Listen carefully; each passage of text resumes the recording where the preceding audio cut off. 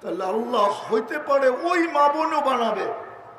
আল্লাহ রসুল দেখবে আল্লাহ রসুলের আগে কিছু মহিলা জান্নাতে যেতেছে, আল্লাহ রসুল জিজ্ঞেস করবে তোমরা কারা, আমার আগে জান্নাত?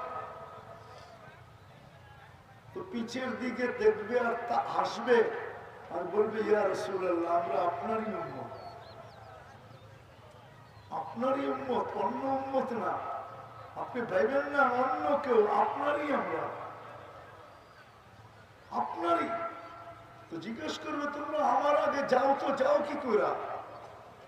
তো যখন ওরা ব্যক্ত করবে তো আল্লাহ রসুলের চোখে পানি চলে আসবে, পানি।